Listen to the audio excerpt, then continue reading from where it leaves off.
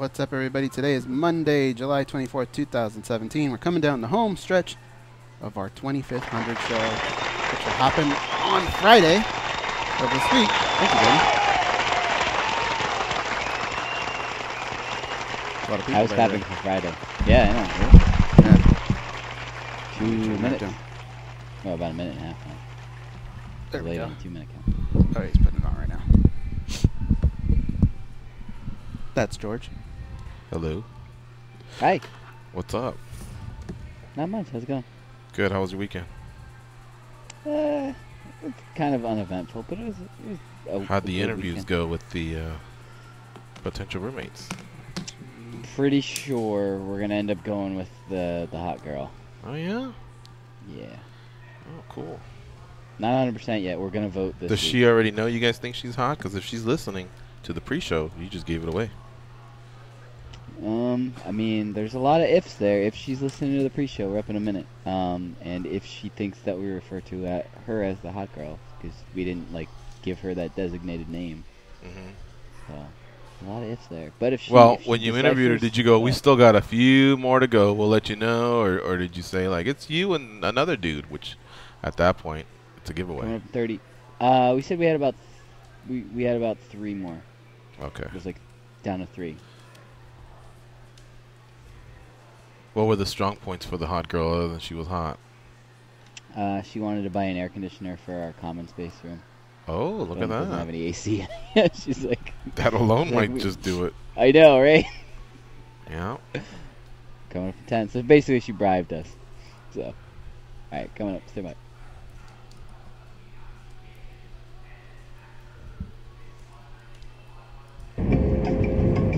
This is your captain speaking. We are making our descent into Las Vegas McCarran Airport. On behalf of our crew, we'd like to thank you for flying MMAjunkie Airlines. Now please fasten your seatbelts and put your tray tables in your upright position because the descent is gonna be a little bit bumpy. Alright, Junkie Nation, it's time to roll, baby, on MMAjunkie Radio with Gorgeous George and Gold. This is what we doing while we do it, baby. All night long, we rollin'! Yeah! The MMAjunkie Radio revolution is upon us. Can you dig it? There's no escape. No escape. Through the vast frontier of cyberspace and through a sea of stars in outer space. One small step for man, one giant leap for mankind. We've solidified our combat communications stranglehold. We are controlling transmission. With the use of MMAjunkie Radio and SiriusXM satellite radio technology. MMAjunkie Radio. Commence transmission.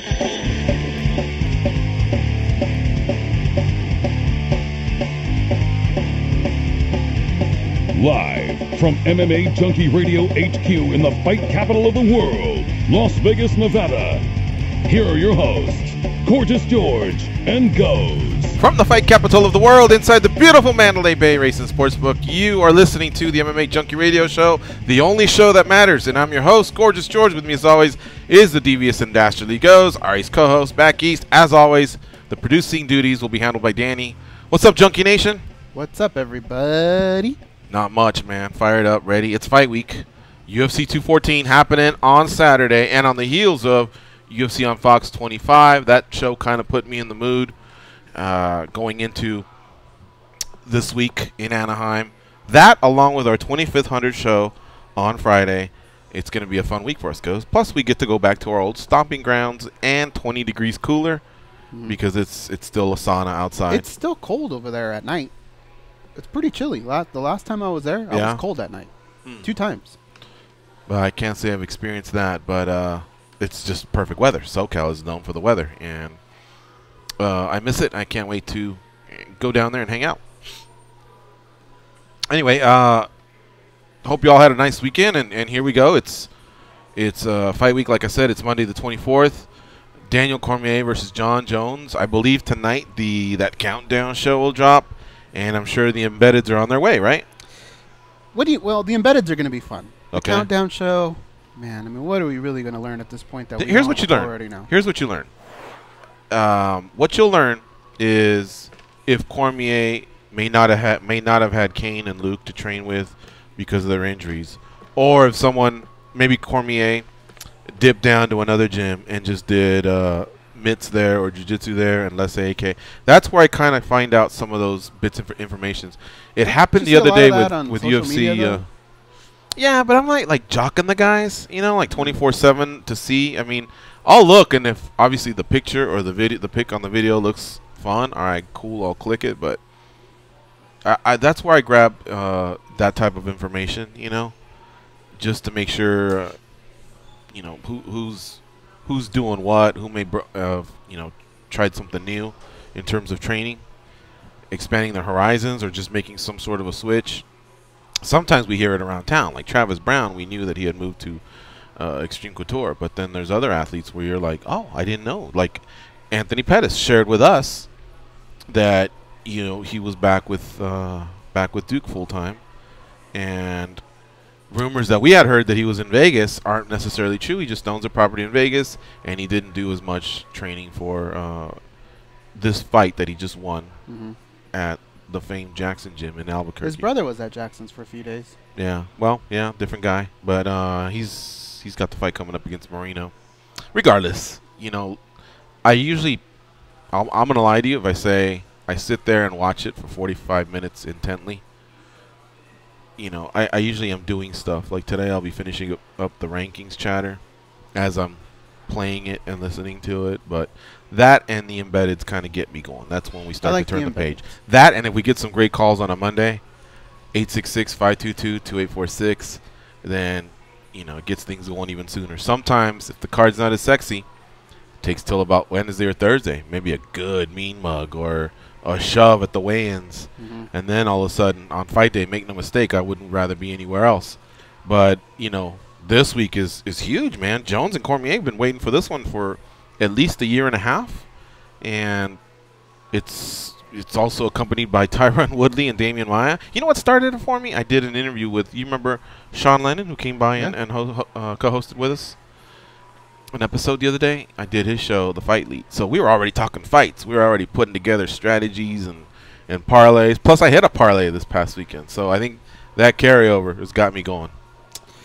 I'm almost there. I'm kind of there more for the entire card than I am for the main event, just because we've been through it so many times. We've seen so many different angles, and I think the one thing that was supposed to fire everyone up over the weekend was when Brian Stan interviewed them both. Kind of sucked a little, right? Well, not it wasn't Brian Stan's fault. No, it wasn't. John Jones just didn't show up to play, right? He was just kind of in fight mode maybe. I think Cormier picked at him a little bit, tried to get him going, and I don't even think that's really Cormier being the I hate you guy. I think it's let's sell some pay-per-views guy. Yeah. And John Jones just wasn't biting, and he just kind of walked off at the end. Took off the headphones. So, that was their one chance, I think, to really get me. I'm still in. I'm still excited about the fight, but nothing new has really brewed up inside of me. Yeah. John Jones is a phenomenal fighter. Maybe the best ever. But everything else he does, he just comes up a little bit short when it comes to MMA, especially on the interview side. Like, if he wants to be the bad guy, he's not that good. Like, he can be, and then all of a sudden he warms up to the fans with a big, bright smile. You know, if he tries to talk trash, same thing. He'll deliver a couple, you know I'll kill you. Things like that. And then all of a sudden he just kind of fades off and says something silly. On this one, he was trying to be stoic and act like I'm in fight mode, I can't wait. But at the same time, like you said, he dropped a little bit in terms of pay-per-views. I know the guy's got a lot of money, but why not have a little bit more money? You already put in a whole camp. Why not just play it up that last week? And, you know, that's what drives it, man. That's what drives it. There's a lot of people sitting there going, oh, let's see what these guys got to say. And there's people that want to spend their money. And you're right, Goes. He did come up a little short. I didn't think of it like that. I just thought of it as in I sat down to hear these guys banter back and forth, and one guy wanted to and the other one didn't. Well, I was confused because maybe if he was like that the entire camp, then okay, it would make a little bit of sense. But just a couple days ago on Twitter, he was a maniac. Yeah. So why not just be that guy? That's what I'm saying. Especially when you got Floyd Mayweather and Conor McGregor to deal with. Those guys are kind of stealing your attention right now. If you want to sell pay-per-views, you're going to have to give people a reason why they're going to need to dish out all that money towards mixed martial arts. Right now, all that money's going towards Conor and Floyd. And then you got to take some of that money. And then when he tries to be the nice guy, you know, Christian quoting verses, all of a sudden, you know, wrapping his car around the pole. That almost came out wrong. You know, with strippers in the back, or you know, any of the other problems that he's had out in Albuquerque. You know, late night, after hour stuff. It's like he can never play certain roles to the T. Other than when they lock the cage, he's phenomenal. I've rarely seen anything a bad performance. I saw probably an 8 out of 10 against OSP. You know, he had some time off and all the, you know, title taken away and stuff like that. He wasn't the worst. He just wasn't as explosive. Exactly, right? Yeah. But, you know, at the same time, OSP wasn't at his best either. He also came in on late notice. That's why Jones should have steamrolled him, and he didn't. The one thing that we all talked about in the back that night was that if that was D. Cormier he fought in the first fight, that Cormier would have beat that John Jones. I think, yeah, I would agree on that. All right, Francis Marion. Shout out to him. He says his money's on Conor. Man, send me your address. Mandalay Bay would love to send a limo for you. Oliver Hickey says, guys, have you seen this? Mayweather's been offered $2 million for KO sponsorship from. I don't have time to click the story, but yeah, you know, stuff like that's gonna happen. Stuff like that's going to happen for sure.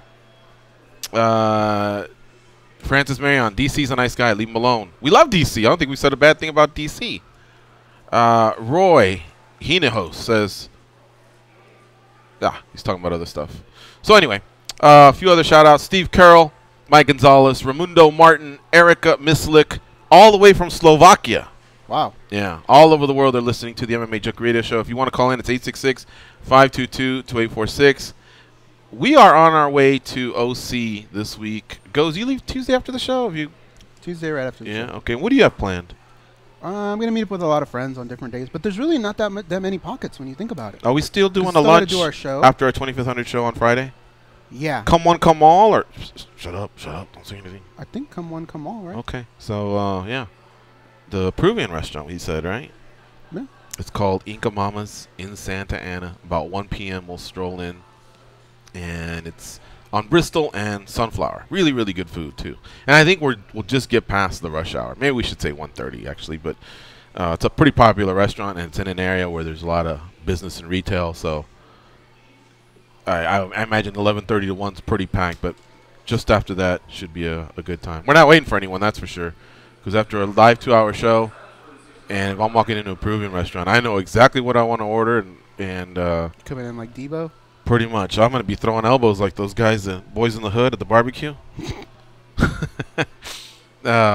Anyway, so just to go over, before we really start to focus a lot on UFC 214, we'll talk about this past weekend's UFC on Fox 25 card in Long Island, where Chris Weidman defeated Kelvin Gastelum via submission in the 3rd round. It was a triangle choke.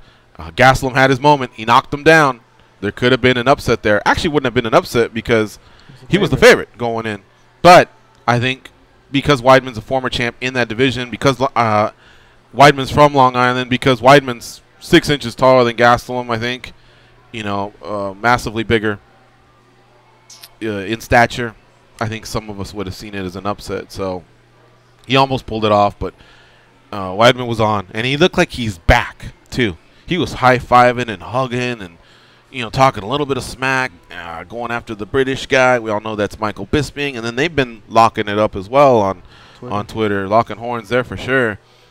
So if Whitaker has any sort of a prolonged injury, could it be Weidman that slips in there? I don't know. I think Branch and Luke Rockhold may have a say in that. They recently announced a main event in Pittsburgh. And then Mousasi has moved over to Bellator. He's taken himself out of the equation. I suppose Jacare, who's 2-2 in his last 4 fights. However, he's lost to, you know, top names in Whitaker and Romero. You know, maybe he might have a say. He had a nice streak prior to that. I can't think of anyone else, but you never know, man. Weidman off a 3-fight losing streak with just 1 win might find himself in the right spot at the right time. Darren Elkins defeated Dennis Bermudez, split decision win there for him. He's really revitalized himself since going to Team Alpha Male in Sacramento. It's 5 in a row for Darren Elkins. You know what? That fight, it was interesting for me because I went the other way. And Bermudez? I went the other way, yeah, because I don't know what to do with Dennis Bermudez anymore. Because he had moments in that fight, but he just can't seem to put it all together for the entire fight. And Darren Elkins is a lot better than people give him credit for. I just don't know. I don't know if I'm the UFC, like, I don't know what you do with him. Because he's beaten a lot of your top guys, but I don't know that he's really letting us know he's got something for the champion. Make sense? Yeah. And what about Weidman and Gastelum? What do you think there? It looked like Gastelum to me. If I had to guess what his game plan was, it was wear him out a little bit and take advantage of him and take advantage in the later rounds, because in some of the rounds he just wasn't even letting his hands go at all. And it was just really kind of weird. It was really patient. He did land a good shot, and he did follow up on it, but he just wasn't able to put him away.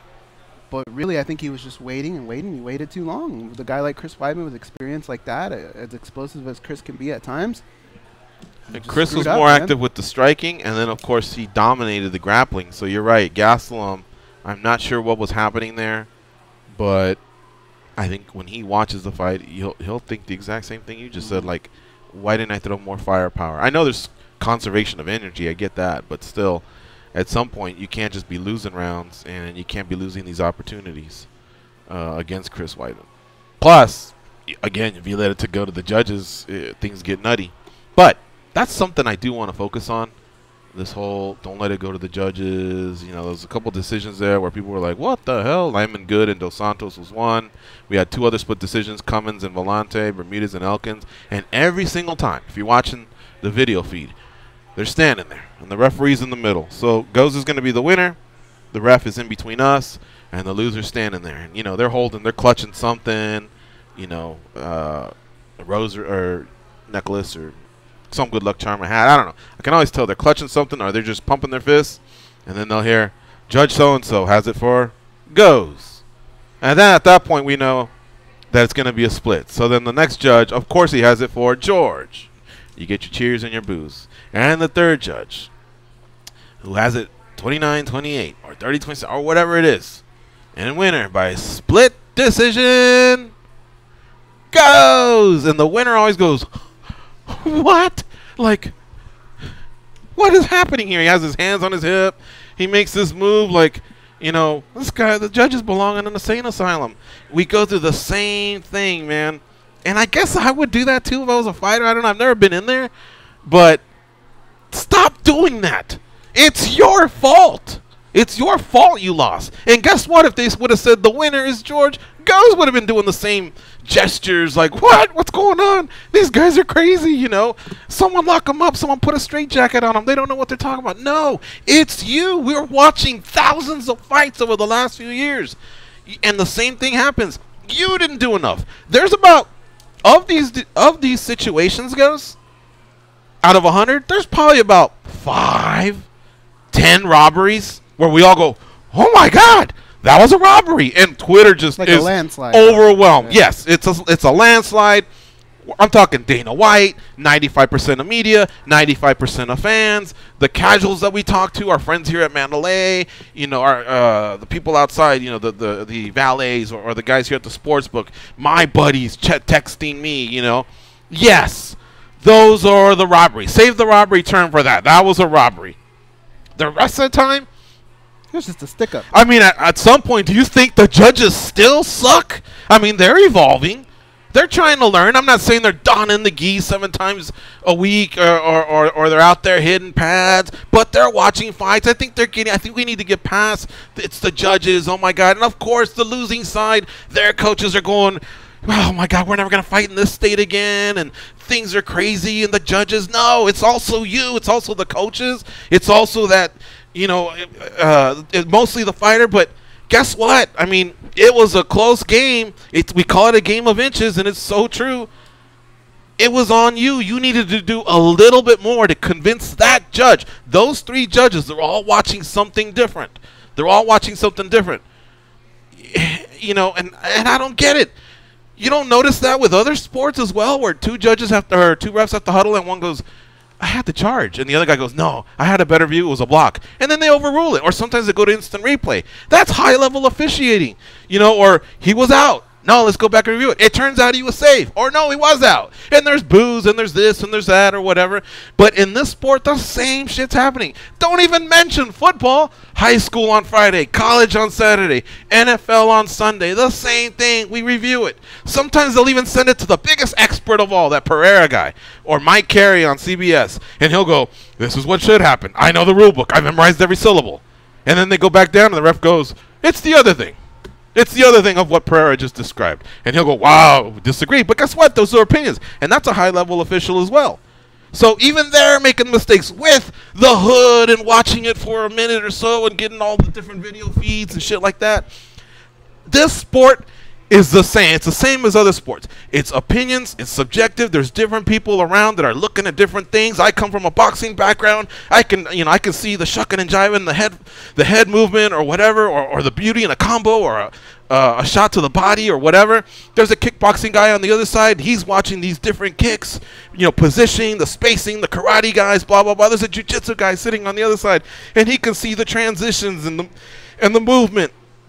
He's watching it through another lens. But they're all forming opinions. They're all putting in time and flying all over the world. It's the same names goes.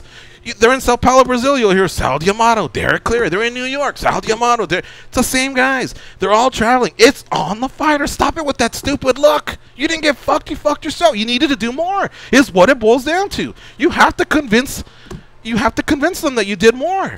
If a boss says, I used to work at Federal Express for a summer. And if maybe there's a promotion at stake, and the more boxes you can load, guess what? If you're loading 400 and I'm loading 380, well, you're probably gonna beat me. You know what I mean? I have to make sure that I start loading way more than you. Maybe I'll get that promotion. Same thing. You have to convince that for that moment, they're your bosses. They determine your future. Don't even get me into like the post-fight interviews and all that other stuff where they drop the ball. I'm talking about just the fight itself, just getting the win. Oh my God, it drives me nuts. Like, seriously, like, put out more. And I'm not saying that they should be able to just, like, it takes 3 people to pick you up just to, to do the interview, because that's how exhausted. But I feel like a lot of people are leaving energy and output, and I think they're leaving some of that in their fights as well. And it just doesn't change. I agree with you, but I'm kind of in the middle because I don't feel like it's always that case. What it does make me think about is what's your corner telling you in between rounds that makes you react that way? I think if anything, they get to see the fight up close. They should have the perfect view and know exactly where their fighter is as far as the scorecards go. It's tough, man. You and I are sitting there, we're watching the action, and even you and I can disagree when we're watching the fights. Just picture the fighter, man. They're actually getting socked. They're getting beat up. Mm-hmm. So I could see how maybe they could lose track of things during the fight. But there's also rounds when they're not doing anything. That's what I'm saying. So case by case, right? But I still think the corner, if they did feel like this is a close fight, really need to let that guy know, which means he's got to win round 3 or round 5, whatever the last round is in that fight. And if they lost that round, they shouldn't have that look of surprise because they should already know it's a close fight. There are times where, like I said, man, they're getting punched. They're getting kicked. I guess that's they're getting concussed. Maybe they're just forgetting shit. I guess that's everyone has a reaction. But there's a lot of times where you see it and you say, well, that guy, there wasn't that many blows being exchanged. He should have probably known better. Yeah, he should have known better. I think the corner just, if it's really up for grabs, code words or something, but you got to be yelling at your guy, telling him you got to go. Yeah, you seriously have to go. And maybe that's just it. When you're a fighter and you're fighting in front of thousands in an arena and millions at home, that's all you can think of is, how do I save face? Oh, I'll just blame it on someone else, or I don't know what happened here. Wow, this is crazy. What am I doing here? Holy cow, these guys are amateurs around the ring. No, man. For some reason, that thing is just, it's getting to me. It's basically on you. Other sports, the athletes, because they're paid better as well. They know when they get home, there's a big check waiting, and I get it. A lot of these guys and gals are struggling, but at the same time, there's one guy that ain't struggling. That's Conor McGregor, and there's a few behind him that make quite a bit of money. And these people usually overwhelm you, and they win. Maybe they're just more talented. I don't know, but I still feel like I'm seeing fighters make some of the same mistakes over and over again, and that's one of them. That's one of them that just stood out to me, and For some reason, this got on my nerves. I was a 50-50 guy. I was a 500 better this weekend. As we were going through the card, I was winning, then losing, right? And so every time I was starting a new 3-fight parlay. So the second fight was actually costing me more than the first one. Then at the end, I caught fire. So I'm good. I'm ecstatic. And goes, when you and I are sitting next to each other and you say fighter A and I say fighter B, and then in the end, one of us right, one of us wrong, one of us has Frank Mir face, the other one's like, haha, I told you so. But guess what? We come back, we do our jobs, we're good. They have to sit through 3 months of misery, maybe 6 months till they get the next fight. They don't get the win bonus. They're all fucked up for no reason. Down the ladder. And they're both just as fucked up. It's just one guy had a little bit more action, did a little bit more aggression. And so as fucked up as fighter A is, he's going home. He's pretty ecstatic. There's a $50,000 check or a $75,000 check, whatever the win bonus is. Now you're also eligible for those bonuses. Who knows? And the other guy or gal is just sitting there thinking, oh, man, you know. And it happens frequently. If this was once in a while, I'd probably shut up right now. I'd be taking calls. But I see it so much that I'm like, don't you all get it at some point? Especially some of the frequent offenders. I think sometimes they just don't have it, too. I think there's just, I mean, you've been there, right, where you can't even move your arms, your legs. You want to go faster, but you just can't do it. And maybe that's it, dude. I don't know. But, yeah, they should know. But for the most part, what I will say is the ones that get dominated already start to clap or they just hang their head knowing, yeah, this guy's awesome, you know. She's awesome or whatever. But there's still a lot of them. I get as fired up as you just did when they're announcing card scores that are like 30-27. Come on, man. You can't be that far off from what the judges saw to think that you were even in the ballpark on a 30-27. Every once in a while, yeah, it's something stupid and crazy. You're right. But that doesn't happen as often as we think. Yeah. The funny thing is, and I always, every once in a while when I go on these rants about judging and split decisions and controversy is, in the end, I fucking love the controversy. I hate that face that the fighter makes, or the fact that they're so active, or the coaches are active, and the blame's on everyone else. That I hate. But the controversy is what's going to make the sport continue to spike up, because it sells, man. And I've been saying that even before that dumb commercial that Whitlock and Coward run. Controversy sells. Yeah, you're welcome for that one, guys. But seriously, it's not like I uncovered it. I probably heard it, or who knows what. But I know that in the soccer game, controversy, oh, man, countries still argue over games that happened in 1960. It just carries over. So it's a good thing. It's a good thing for traffic, social media, for our show. So deep down, I'm not complaining on that end, but still. Let's take this break. We'll get it out of the way. When we come back, we got a couple calls lined up, and I'd like you all to join in the party. It's 866-522-2846. A couple other winners, Pat Cummins and Jimmy Rivera on the main card. Congrats to them. Also, Dos Santos, Eryk Anders, Alex Oliveira, and Chase Sherman on the prelims, also shown on Fox. And then on the prelims on Fight Pass, Jamie Kennedy, Marlon Vera, Junior Albini, Shane Burgos, and Chris Wade. If you're asking why I didn't pronounce Dos Santos' first name, because I'll fuck it up. I think it's Eliseo Zaleski Dos Santos. There you go. I tried my best. So those are your winners, $50,000 each to Dos Santos and Good for Fight of the Night. Performance of the night went to Alex Oliveira and Junior Albini. The two guests that we're going to speak to coming up later in the show will be Eryk Anders and Marlon Vera, two winners from that fight card. Two winners that won their fight in the first round, yet still didn't get bonuses. That's got to sting a little.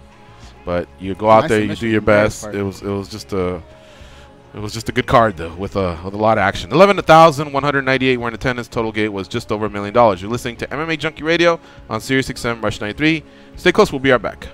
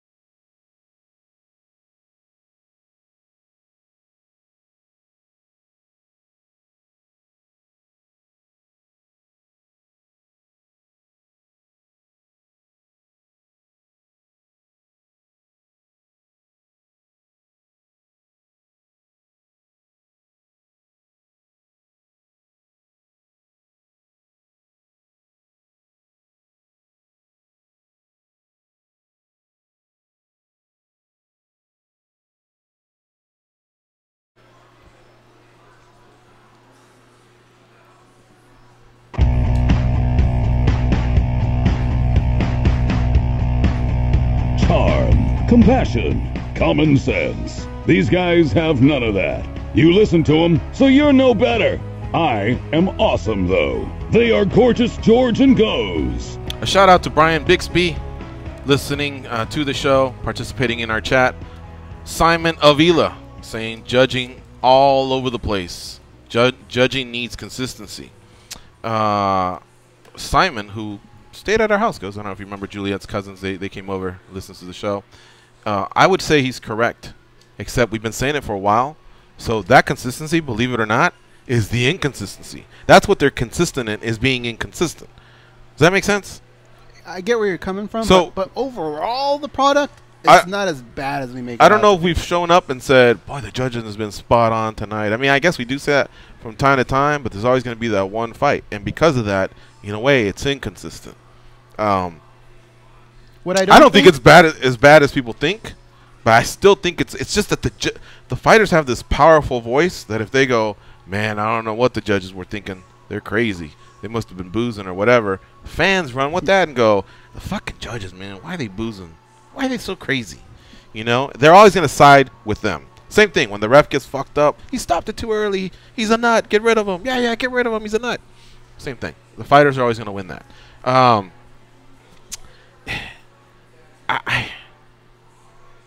What can I tell you, man?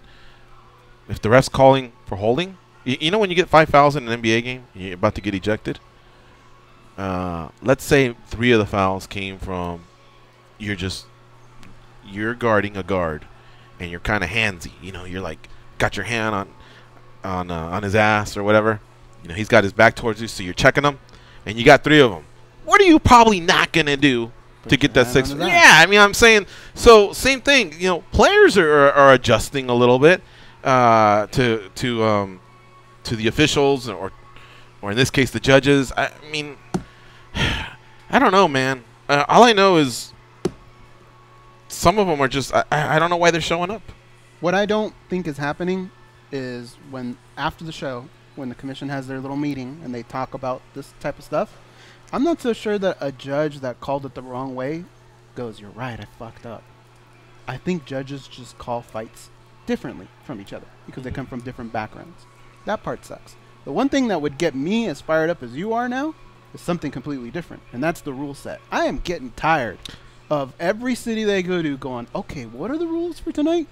That's just stupid. Right. Can you imagine if you're watching the NFL and you're watching the morning game and then the afternoon game, all of a sudden the rules are different? Right. That's annoying. Yeah. Well, it was nice that they did pick up the 2017 rules. Yeah. That was cool. So at least New York State, we applaud you for that one. But you're right. Sometimes it's a hybrid of the two. Yeah. Is that really a 10-8? Oh, that's right. We're doing it this way. It's getting on my nerves. Yeah. I don't think the judges are as bad. I just think the fighters aren't adjusting, and you have to adjust to the way the game's being played. And the one thing that'll never hurt you is aggression, offensive output, you know, lack of stalling, things like that. You know, I don't know. All right, let's get to some calls. Marco from Waco. What's up, Marco? How you doing? Marco from Waco. ¿Qué pasa, vatos? Not much. Hey, epic round there earlier, George. I love it. Hey, shout out to the boys at another MMA podcast. Pam and the boys, I got an exclusive with Danny Avenger yesterday, so you guys check it out. It was a pretty cool interview. Chris Weidman this weekend, he looked good, but don't be calling Michael Bisping just yet. You got Rojo, Bobby Knuckles, Romero, and Jacare in front of you. You just won one fight, Chris. Come on. A Jacare fight actually would make sense, you know. Either Jacare or rematch with Romero, because then he will have a claim of two wins in a row and then call Bisping. Well, let me jump in there real fast. So go ahead. I'm not so sure that him doing that was the worst thing, because again, It's not. Whitaker has the knee injury, and we just don't know how bad it's going to be. So now he's only fighting off Rockhold Branch, in my opinion.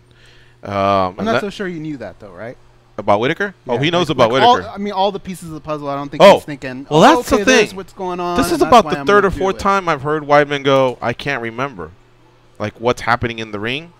And It's not a good look. I had hoped that he wouldn't fight after successive KOs to Romero, Rockhold, Mousasi that he would fight so frequently. But I guess Long Island was a tough one to pass up. But if anything, Chris Weidman, man, with all due respect, take some time off. This was a huge win, and I think he's in a free agency stage. Can you confirm that? I think he okay. is. And so concentrate on that. Let Branch and Rockhold do their thing. If one of them lays an egg, then maybe pounce if Whitaker's not ready to go.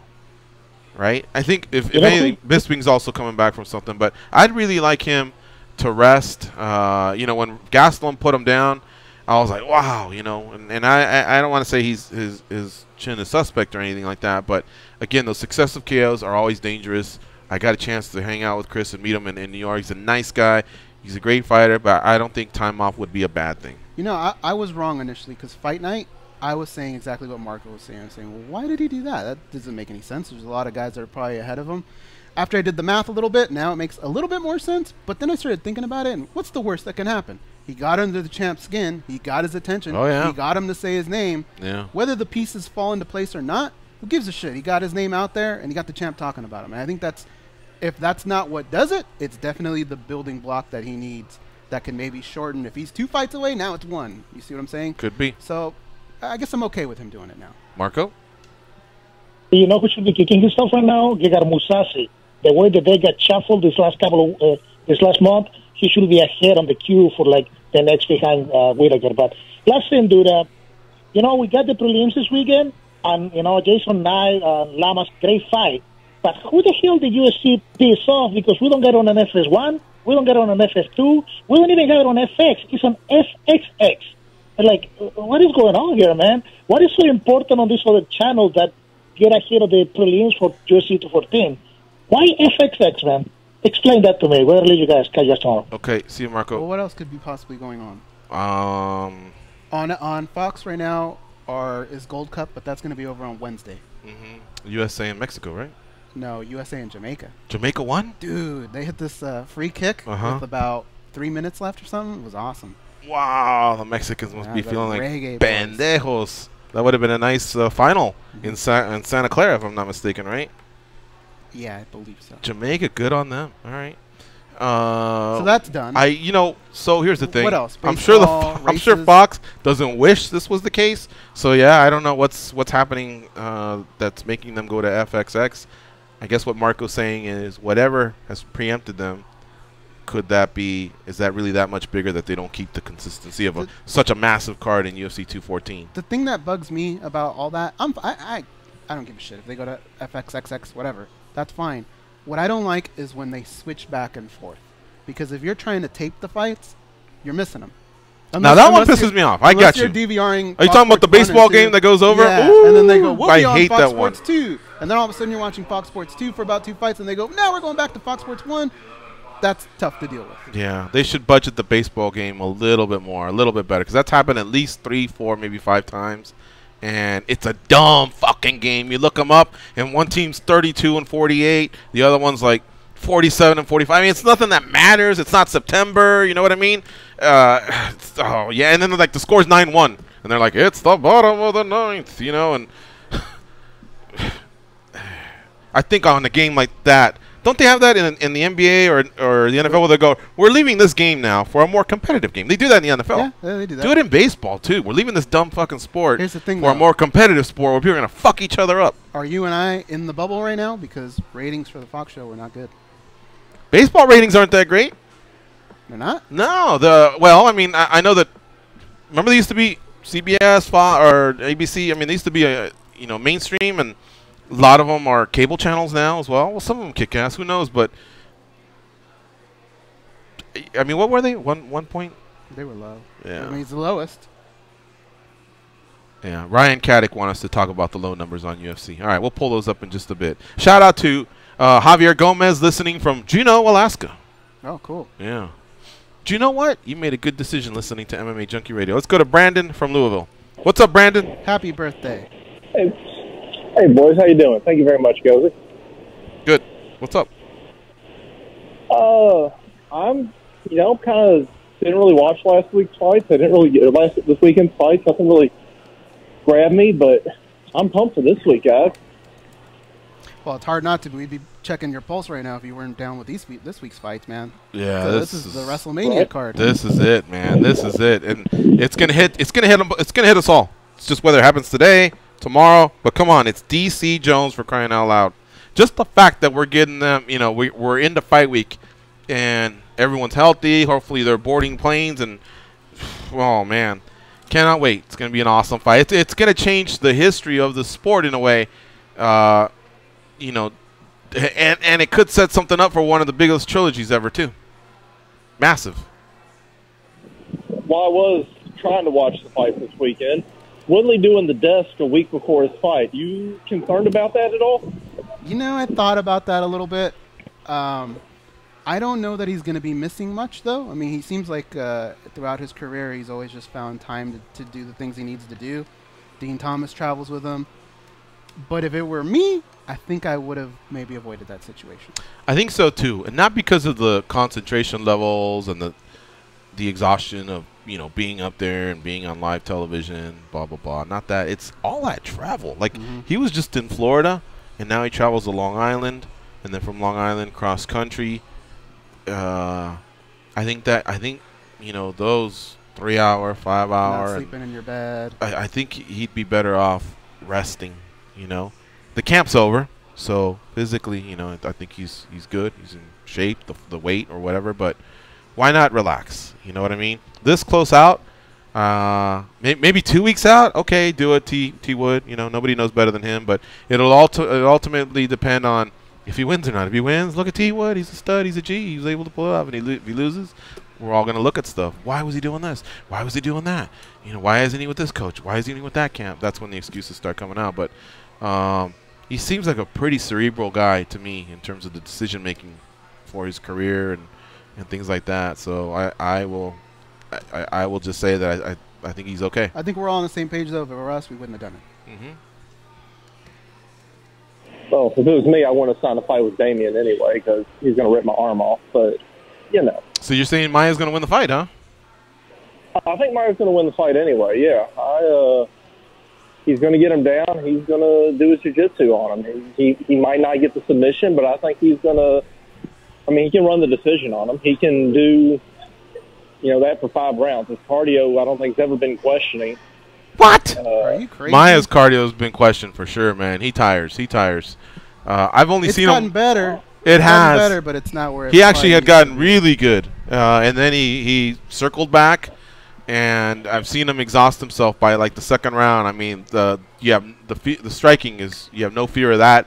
It's just his wrestling to There's get. No Because way I don't care how exhausted he is. If he's on the ground, he's on top. He's going to be a beast. But it's the wrestling to get you to the ground. And I thought Masvidal proved that someone that has trained defensive wrestling and studied Maya can give Maya a difficult night out. And Woodley's wrestling is better than Masvidal's. So I think there's a blueprint there. Too. His strength, and I think he just needs to survive probably the first 2 rounds, and then after that, Woodley can smash. And even the first 2 rounds, maybe Woodley can smash.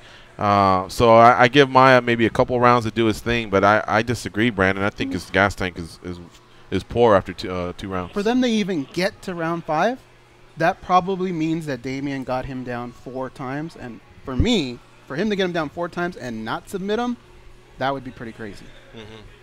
Yeah. What about his cardio? You don't know his body. There is that. Happy birthday, man. All right, the ratings are 1.6 million viewers is what I'm seeing.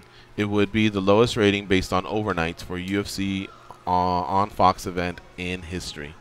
We're going to take a break. You're listening to MMA Junkie Radio on SiriusXM. Rush 93. Stay close. We'll be right back.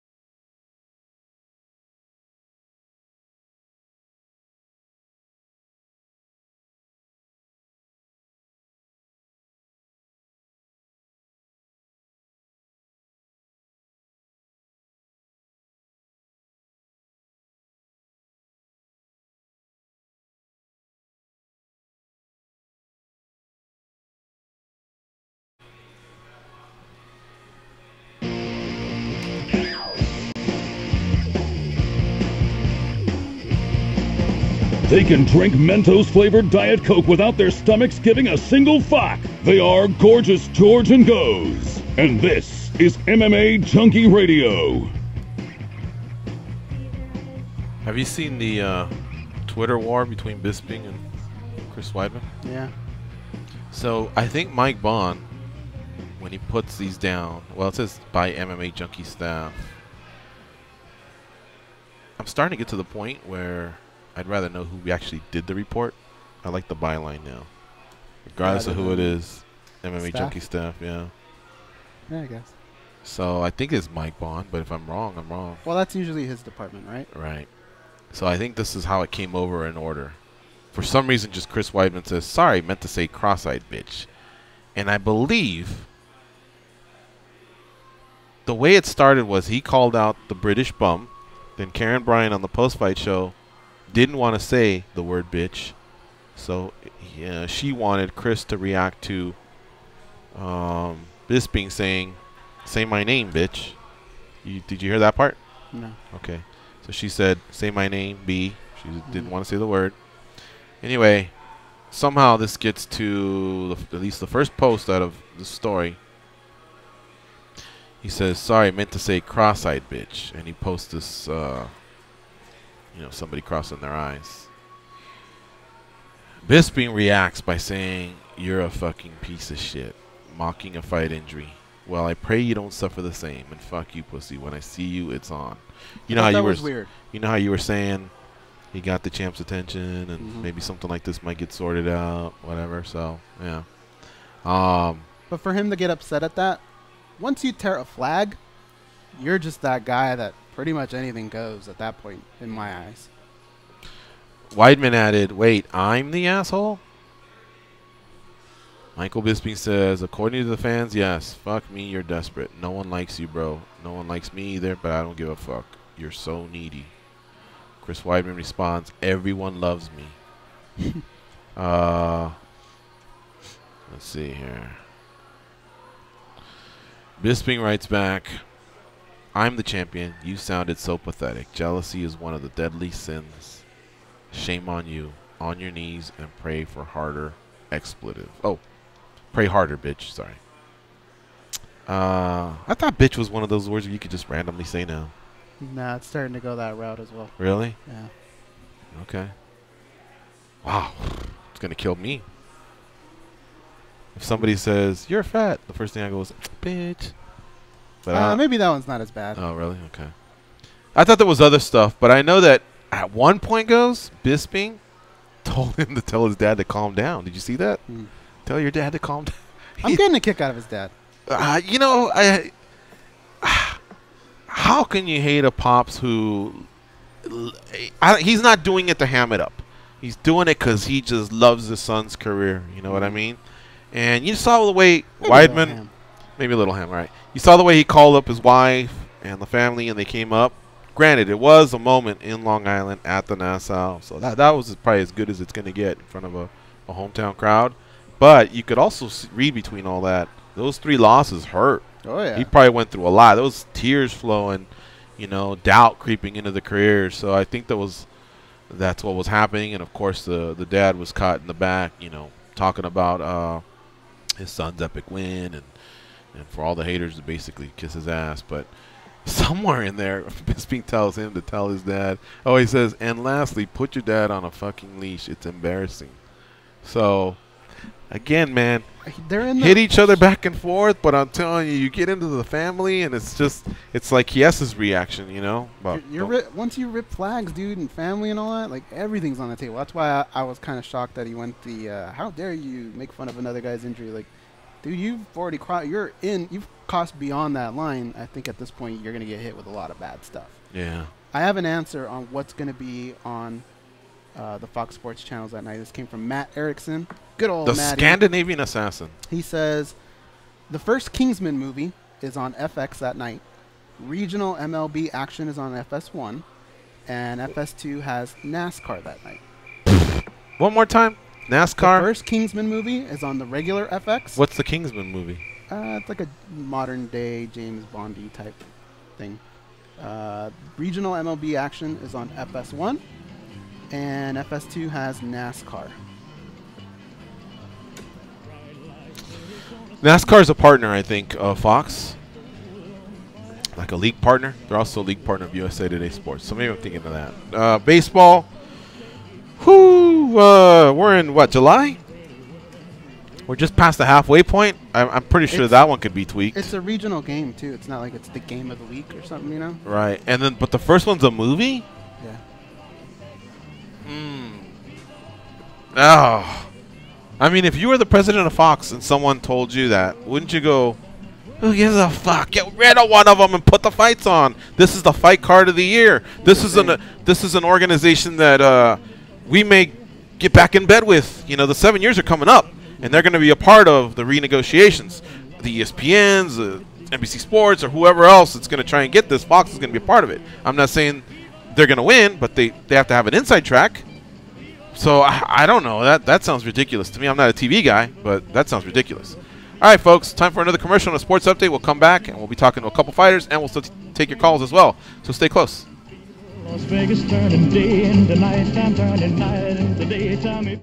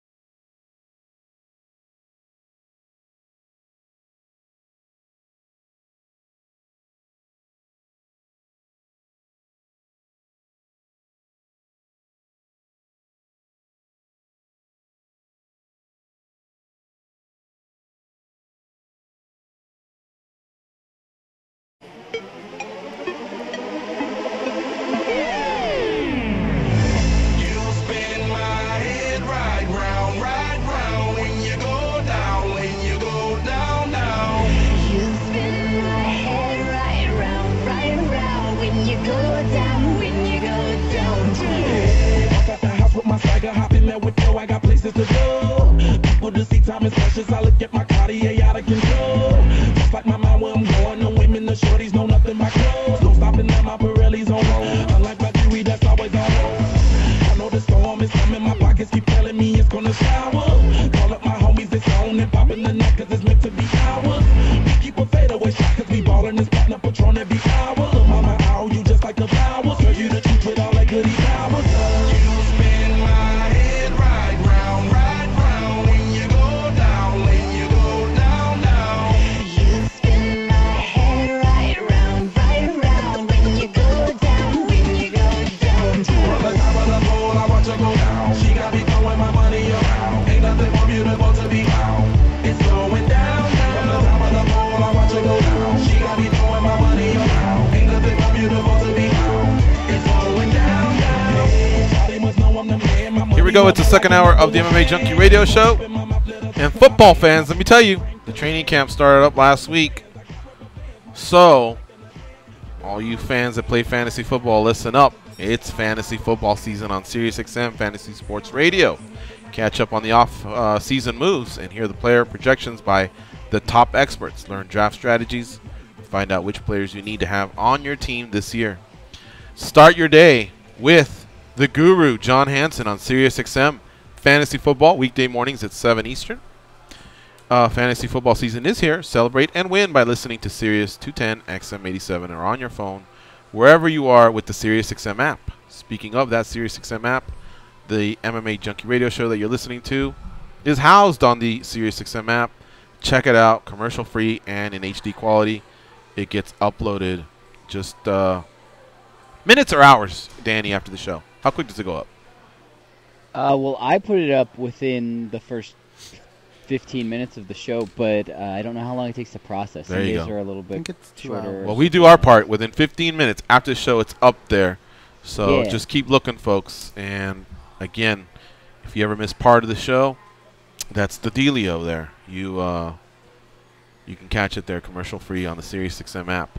Also, if you're ever out of your car, I know a lot of people listen to us in the car, and if you ever just find yourself without the possibility of listening to Sirius, they have an online component, I get that, but you can watch and see the show on Facebook and YouTube as well. Facebook.com/official MMA Junkie, YouTube.com/MMA Junkie Video. All right, continuing on here in the second hour. Is there anything else you want to say about UFC on Fox 25 that stood out on that main card goes, or even any of the other fights? Yeah, I thought overall it was a great card. Don't you? I think it kind of got overlooked with everything that's going on, but I thought the card delivered. Patrick Cummins and Volante went at it pretty good. It was a bloody affair. Who would have thought that you would actually say Patrick Cummins is out striking him? Yeah. Jimmy Rivera defeated Thomas Almeida. Another great scrap. I know it went the distance. People want finishes. I want finishes. Who doesn't? But these guys really put it out there. If this was a 5-round fight, I think Almeida could have got the W. Finishes are great. He was starting to come on. But it's those battles that go to the end that people remember. Yeah. The good fight versus Eliseo Zaleski dos Santos. I thought Good was more in control of the first two rounds, but apparently I was wrong. He had two 30-27s against him. He won one 29-28. So after a 2-year layoff, Lyman Good came back. I thought he fought well, but it wasn't good enough. Eryk Anders defeated Rafael Natal. Vicious KO, man. Round 1. Alex Oliveira, another vicious KO of Ryan LaFleur. Chase Sherman defeated Damian Grabowski. And much like a couple weeks ago when Curtis Blades got 15 minutes of work in, did not get a finish, I think that's what Chase Sherman did. He got some work in, didn't get a finish, but at times he looked really good. And then at other times, you know, Grabowski was fighting back. But Sherman was in control the whole way. So these heavyweights, you know, there's a new crop coming. As many as you see that are 38, 40, 41, pretty much on their way out. There's some young ones that are coming. I wish they were 6 months ahead of where they're at. Yeah, I agree. And, of course, the other winners, Burgos, Wade, Vera, Albini, Kennedy, all on Facebook. They got wins, with Albini and Vera getting finishes both in the first round. Vera submission. Nice. And Junior Albini got a TKO stoppage over Timothy Johnson. Once again, if you didn't hear, the bonuses went to Good and Santos for Fight of the Night. Oliveira and Junior Albini got the performance of the night bonuses. I mean, I wasn't sure the UFC would keep up that type of schedule, but since their first fight card in New York, this is their 6th card back in New York. Mm. So they're not joking around over there. New York State is the UFC really kept up their promise there. Yeah. And they're rumored to go back to MSG in November. They promised not to forget about Vegas, though. That's all I care about. And Vegas gets another show in October, it looks like. Let's pay back-to-back pay-per-views. Let's see, it'd be 216 and 217 if I'm not mistaken. So there you have it. As far as UFC 214 goes, here's some information that I was able to acquire. Now, some of you will... The embedded gives a lot of this away anyway. It used to be a little bit more like, hey, hold on to that info if we give it to you, but I don't think it's so bad right now. They are staying in Cerritos, the fighters are. A lot of people love to get there and meet their favorite fighter. Early on, they're in LA, though, right? For the press con. I think that's why they landed in LAX. The fighters are landing in LAX? They landed in LAX because they're doing that presser or whatever in LAX, and then I think they go to Cerritos from there. So they're staying in 2 different hotels, you're saying? I think so, yeah. What? Because otherwise they just land in OC. LA and Cerritos isn't too far goes, and what happens is... Because from what I saw yesterday, a lot of guys were still in LA. Having dinner here at this spot in LA. I think they're staying in LA right now. Perhaps. But I know LA's cheaper. Than Cerritos? Yeah. For a hotel? No. LA's cheaper to land in than in Orange County. But that's you and I, right? That's us haggling over dollars and cents. True. I don't think they'd move them twice, but you know what I can't find is the damn email with that information. Do you have it? Can you forward it to me? Yeah, you got it from the UFC, right? Uh-huh. Well, let me make you aware. I know that the UFC gym in La Mirada, California is going to have open workouts, and that's what I wanted to pass along because some of it is for the public, some of it isn't. So this isn't like the most privileged information, I guess is what I'm trying to say. Where did it go? Oh, here we go. I got it, goes. All right, here we go. The UFC 214 press conference. Open to the public. Wednesday, July 26th at the Novo by Microsoft. 800 West Olympic Boulevard in Los Angeles, 12 to 2 p.m.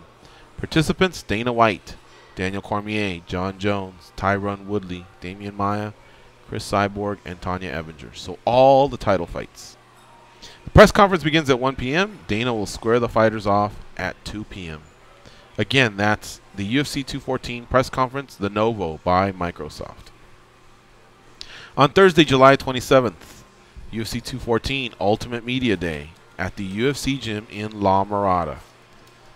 This one's closed to the public, so that's it. I guess you could wait outside the gym and maybe catch some fighters going in and out, but you won't be able to see the fighters do their interviews. All it is media scrums, little mini scrums with basically everyone but the fighters we just mentioned. So Lawler, Cerrone, Manua, Ozdemir, Lamas, Knight, Sterling, Barao, Ortega, Moicano, Feely, and Calvin Kattar. I heard that's getting harder and harder to do. What? Waiting for fighters to come out. I heard now they're kind of shuffling them Are they? to the bus or whatever. Yeah.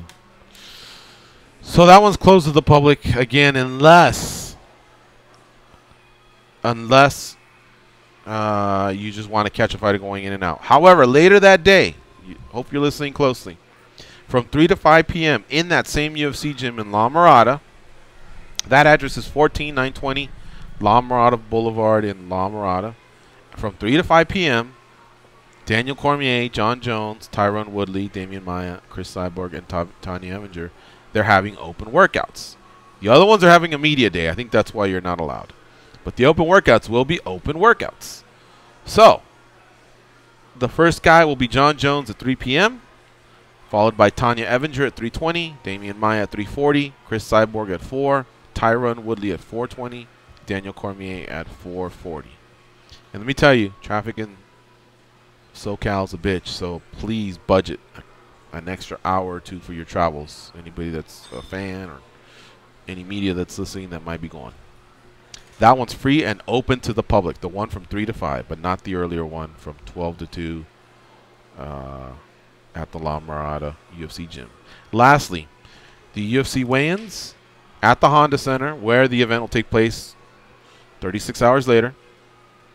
2695 East Catella Avenue from 4 to 5:30. The weigh-ins start at 5, not 4. They start at 5. Free and open to the public. What I don't know is if it's inside or outside, but it appears to me that it's inside.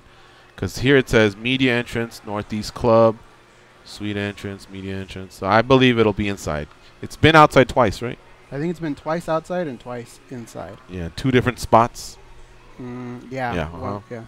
Okay, one was Kane and Lesnar, and the other one was BJ and Hughes, maybe? BJ and Hughes was outdoors as well. Yeah. All right, so it should be inside. Probably with the weather we're having, that's why. Lastly, of course, is Cormier and Jones. I don't know if it's a sellout. You may want to check, but honestly, folks, this is the card of the year. The UFC may put together something better. I know 215 is not better. Maybe the other ones will be, but there's only 216 in Vegas, 217 in New York, 218 in Detroit, and 219 in Vegas that can top this one. And I'm not sure, because Jones and DC are as good as it gets. And 2 other title fights, along with Lawler and Cerrone, and Knight, and Lamas, and Sterling, and Barao. And what am I missing? I know there's another great one, but I even think Moicano and Ortega's a good fight. So, Manuel and Ozdemir? Come on, man. Anytime you can look at a card and not be sold on, like, if you can only watch one fight from the card, normally you go with the main event, whatever it is. Not with this card. This is as good as it gets, I could man. see some people saying, I got to see Cerrone and Lawler lock it up. Yeah. So, anyway, there you have it, folks. There's some information for you. They would have something at Bisping and Cubs gym.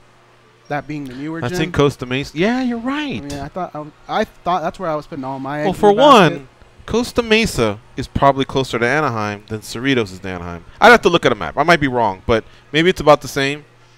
Cerritos, though, is in between LA and OC, so it could be that that's the presence they wanted. But you're right. That would have been great for Cub and Bisping to get some love there as well. I thought that's what they were going to do, but... All right. Well, what are you going to do? We're going to take a break here. When we come back, we have a couple fighters coming your way. Eryk Anders, followed by Marlon Vera. In between, if we have a chance, and I'm sure we will, we'll try and get some quick calls in at 866-522-2846. You're listening to MMA Junkie Radio on SiriusXM Rush 93.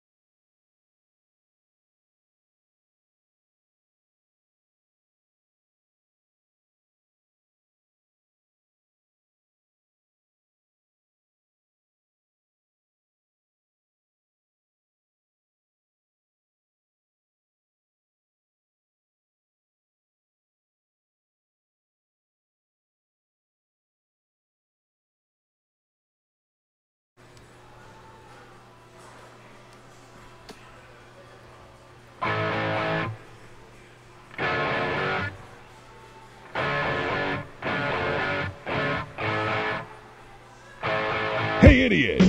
Yeah, you. Can you please tap that rather large fellow on the shoulder and tell him it's time for more MMA Junkie Radio with Gorgeous George and Goes? Thank you. NBA front office executives are wheeling and dealing this summer trying to create the next NBA champion.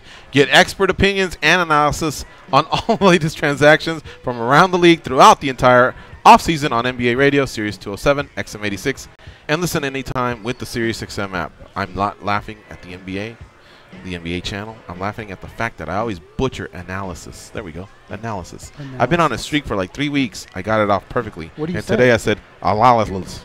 So, I don't know. Maybe it's I my have big a fat problem tongue with, or something. Soldier and shoulder. Oh, really? Yeah. I love the NBA channel. And how about, did we ever shout out the Lakers for winning the Summer League? We might have touched on it. Yeah. It's a great triumph for us at this moment. Well, but it's as good as it can get. I mean, it's the same thing. Like, I actually gave our cousin Richard some grief about Real Madrid. They lost to Man U. And he told me it's preseason, which is the same thing I went through with Howie D last year when we beat him in the, was it last year or the year before we beat him in the ICC? Mm-hmm. He goes, it's preseason. I'm like, yeah, bitch. It's preseason for us too. And when athletes get on the field, yes, they're having fun. Yes, they want to get their fitness levels up. But at the end of the day, why not win the game while you're there? Right? Yeah. I mean, I remember I played sports, and whether it's for keeps or not, if you're competitive, you want to win the game. And so, yeah, I told him, I mean, I didn't bury him. I just said, we got you. I think I gave him a wink. It's preseason, cuz. I'm like, yeah, I know that, but we still second half team. We still got you. Did you see the way those guys were kicking the ball hard at the goal? They were taking each other out. Yellow cards were in effect. The goalies were diving like they wanted to save every goal. It's still competitive. Don't give me that. Just take it like a man and go, man, you got us. Eryk Anders joining us now on MMA Junkie Radio.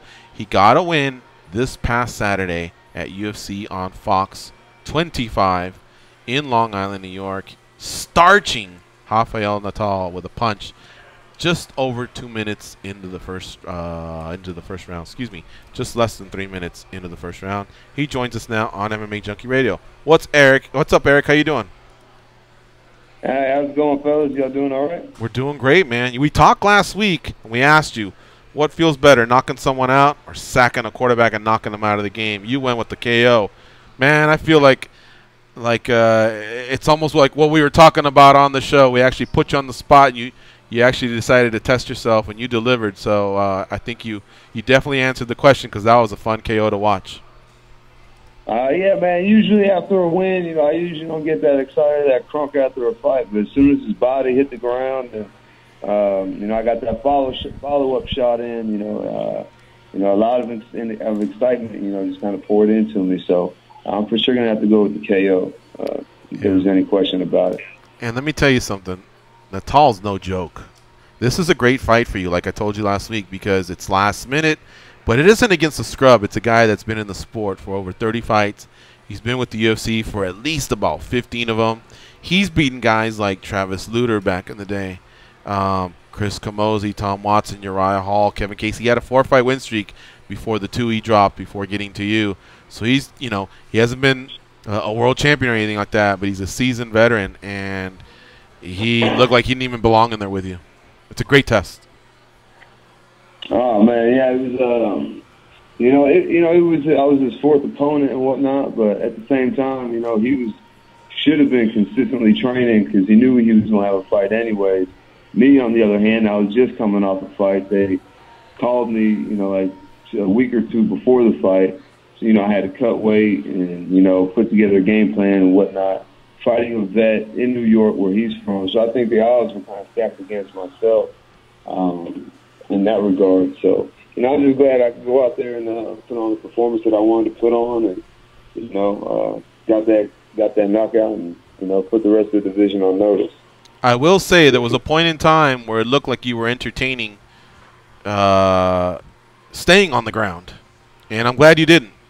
Because, he's obviously pretty slick. But during that transition, I think Stan Cruz or one of those guys mentioned you're pretty savvy with Brazilian Jiu-Jitsu as well, but those nerves kind of came because I had a little money on you, honestly. I wanted you to get back to your feet and just throw hands. But, yeah, for a while there I was like, oh, no, hopefully he doesn't make a mistake. Hopefully he doesn't regret. Well, the thing is, when there's punches involved, you can go from black belt to white belt really, really quickly. And he was already rocked and stumbled, and I didn't even attempt to take down. He just kind of fell to his back when we just kind of ended up in his half guard. But I'm very comfortable on the ground, regardless of the situation, regardless of the opponent. And always looking to land some ground and pound. But I try not to force the issue. So if he was on his way up, I caught him with the knee to the chest on the way up, and shortly after that was able to finish him off with the hand. Yeah, that knee, that was close, wasn't it? Yeah, I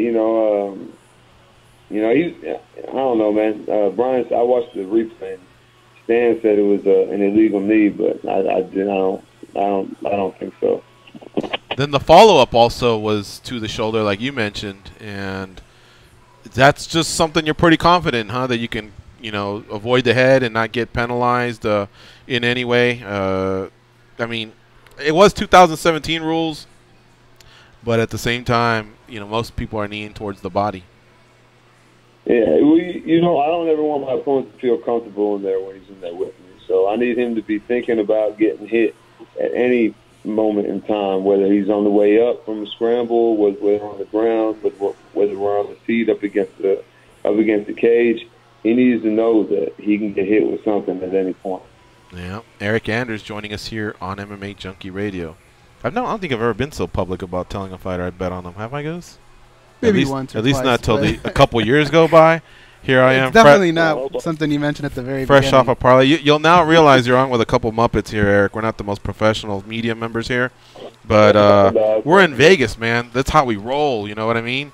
And I clicked with you because you're a football guy, and I love football, even though Alabama put it on USC last year. But still, I've always felt like there's a lot of great athletes that played football that could do well in our sport, and you're proving it. So I don't bet much anyway, so whatever. Eryk Anders, our guest, coming off a great KO at UFC on Fox 25. Goes, what do you have for Eryk Anders? You gave me a great lead into my question, George. My question was going to be about football.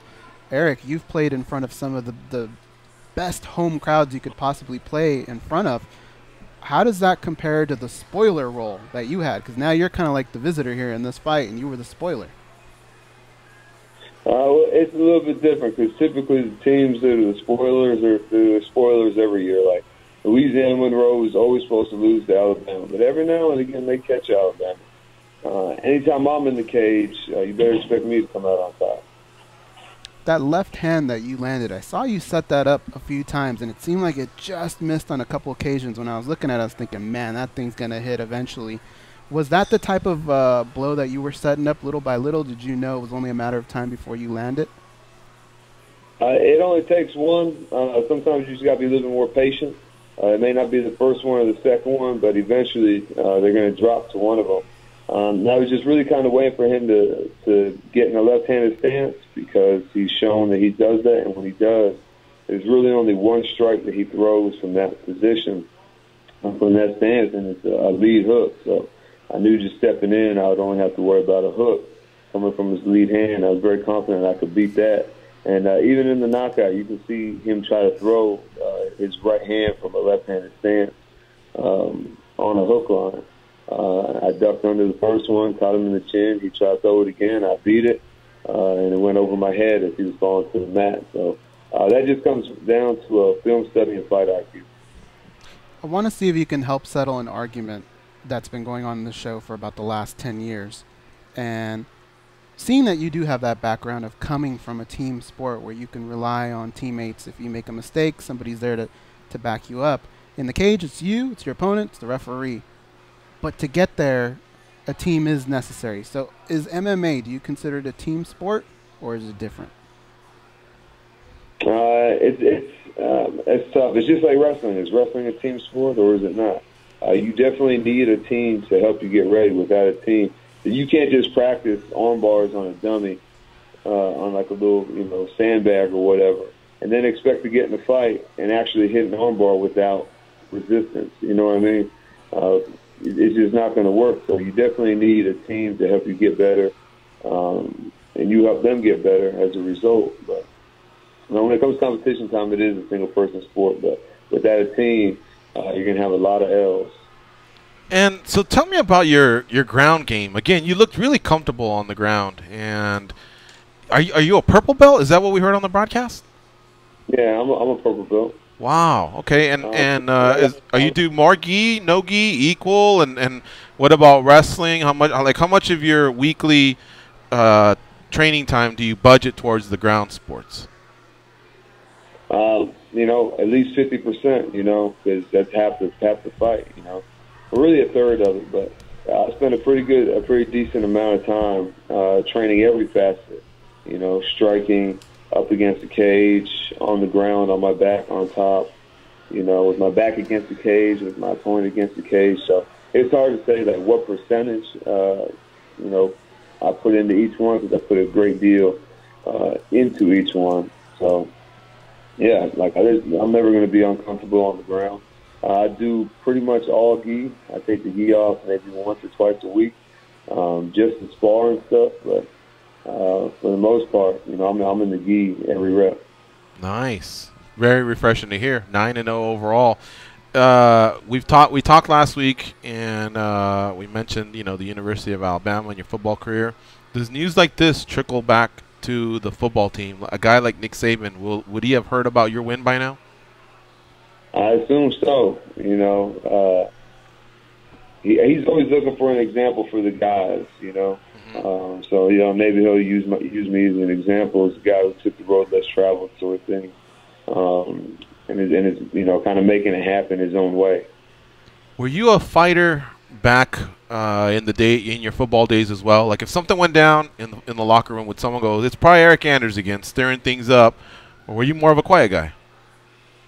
Oh, man, we used to wrestle a lot in the locker room, and, you know, I reigned supreme for years of 2005 to 2009 on that front. But man, I would fight. I have gotten in fights, but, you know, I wasn't the one looking for trouble. You know what I mean? You ever mix it up with Julio Jones? Nah, that's a pretty calm, cool, and collected dude too, man. He's really a stud. Reserved, quiet. Yeah. Yeah, he's a stud for sure. But, you know, he's not looking to. He ain't got nothing to prove to nobody. You know what I mean? You keep in touch with a lot of your teammates. Did any of your football teammates reach out to you after your win on Big Fox? Yeah, Mark Ingram, Kareem Jackson, Alphonse Taylor, O.J. Howard. You know, a bunch of guys. You know, really, you know, showing a lot of love and respect for what I'm doing and what I did. Man, that's cool to hear. Honestly, really, really happy for your debut, and you put on a performance. And so now, Eryk, you know, you were on the prelims, but you were still on Big Fox. What do you want next for your next fight? I feel like fighters need to fight for themselves a little bit more and, you know, I don't want to say aggressive, but let the matchmakers know, hey, now I want to be on the main card. I think I just proved something.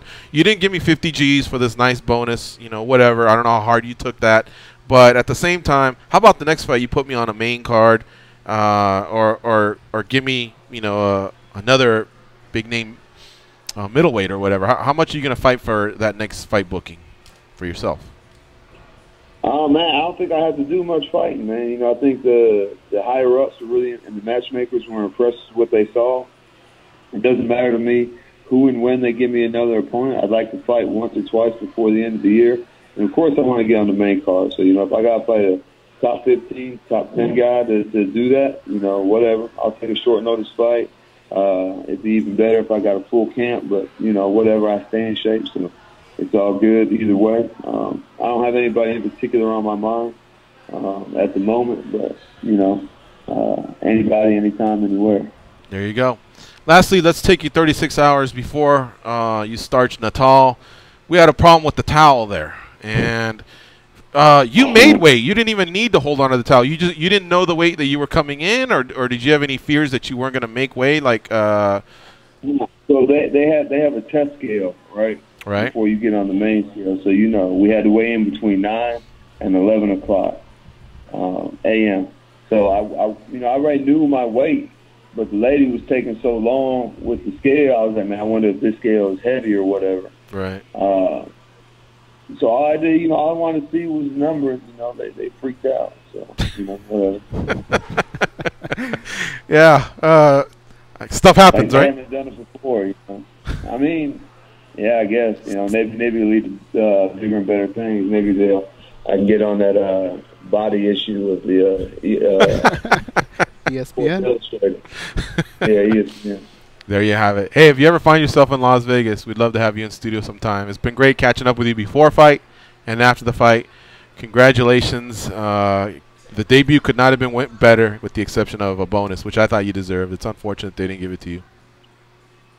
It's all good, man. That the guys that gave it to, they probably deserved it just as much as I did. So, man, it is what it is. There's always next time, and it's always something I'm shooting for and looking to cash in on at some point. All right, my man. Well, enjoy the fruits of your labor. We will talk to you soon. Thanks for joining us on the MMA Junkie Radio Show. Congrats again, Eryk Anders. Always a pleasure, fellas. All right, take care. We'll see you. That's a cool cat, isn't it? Yeah, he is a cool cat. Great win for him. Natal's like just a veteran, man. He catches people that are inexperienced. I also thought there might be jitters with the octagon, so I knew that I might be capitalizing on something here with Eryk Anders. I think you were right. Anybody who was rooting for Anders, when he did go to the ground, it was that, no. What are you doing? Yeah, get up. What are you doing? This guy's no joke. But that's killer instinct, right? I like the athletes, the ones that come from other sports. And he seems to be pretty serious. He says he's always wearing that gi when he's training Brazilian Jiu-Jitsu. We're going to take a break now. You're listening to MMA Junkie Radio on Sirius XM Rush 93. We'll come back with Marlon Vera. We'll also take some calls to end the show. Get in at 866-522-2846. Rising to the street.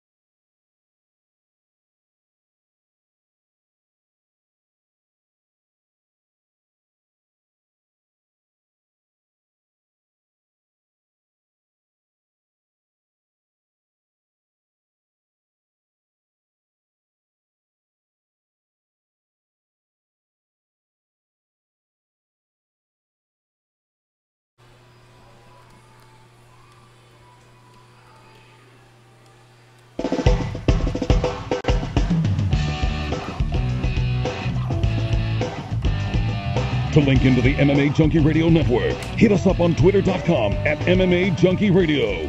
This is MMA Junkie Radio. Here are your hosts, Gorgeous George and Goes.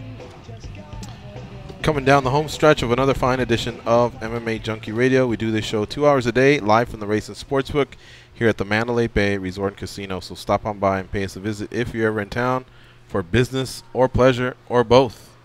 Have you thought about how the 2500 show is going to go? We're going to go guest heavy? We're going to go call heavy? What are we going to do?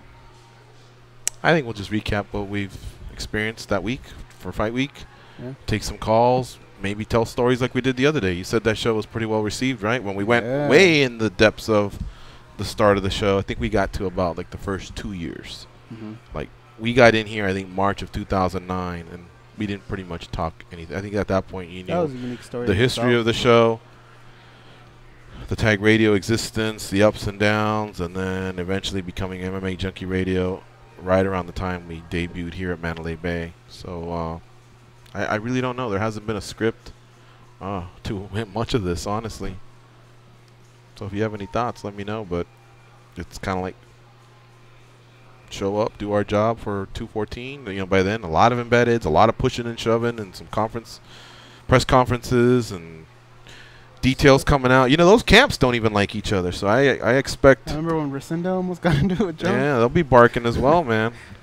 They're this is a bigger fight than people think, or at least maybe even remember.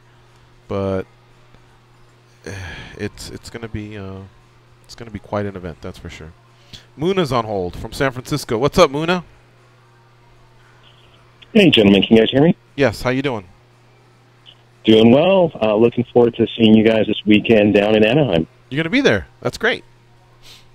Yeah, so hopefully I'll see you guys. I'm driving down, so hopefully see you guys Saturday and possibly Sunday. So I'll be quick. Who's getting married, Muna? The guest, Eryk. What was that? Someone getting married in Anaheim or what? Oh, that's next week, Goes. Oh, okay. You're going to another wedding next week for real? This is the wedding king. No, right I'm here. joking. Oh, good. Okay. Yeah, no, I just had a wedding Friday. I do have a wedding in L.A. in October on a Friday. Then I'm flying back to San Francisco that Saturday for another wedding. So it's getting ridiculous. Get real. So, anyways, no, I just want to get into this rapid fire. Eryk, man, great guy to see a former football player take on MMA like that and look amazing. Made a fan out of me, real humble guy, and really liked the dude. So, I'm glad you guys had him as a guest. Quickly, George, in terms of refereeing, I mean, we've gone over it before. Definitely, I agree with you on some points, but also, you've got situations, and I'll give you a good example, Diego Sanchez versus Ross Pearson, where everyone and their mom gave that to Ross Pearson. He did everything he could to win the fight, and then you have a judge give the fight 30-27 to Diego Sanchez. No, I did say that. I did say that, Muna. I did say that there's probably 5 to 10 fights of the 100 that we bitch about where we go, well, no, I mean, everyone was on board. And I remember that one was one where everyone was on board. Ross Pearson should have been the winner there. So I agree with you, but I did kind of, I mean, I don't think I specifically named a fight, but I knew that there was some that over the past 5-10 years, that just jump out at you for sure. I'd say 10 out of 100 is probably a good number. Yeah. Yeah, I think that's fair. I mean, you got fights. I'll make names. Cummins versus John Vellante. I mean, that's a fight Vellante should have won, and he even admitted that he didn't do enough. When you had a guy hurt and you're just standing there, you got no one to blame but yourself. So, and then lastly, I don't know, were you guys aware of the Twitter beef or the clapback from Conor and Draymond Green this weekend?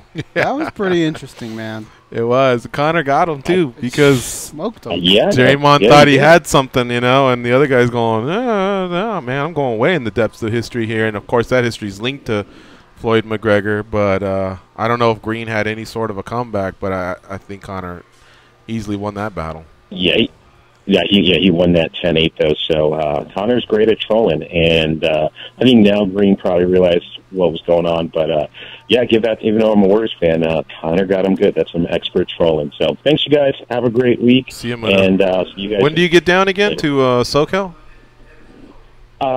Saturday morning, because I don't have any vacation days because of all these damn weddings. So leaving first thing Saturday morning. All right, buddy. Take care. Later, you guys. See Bye. ya.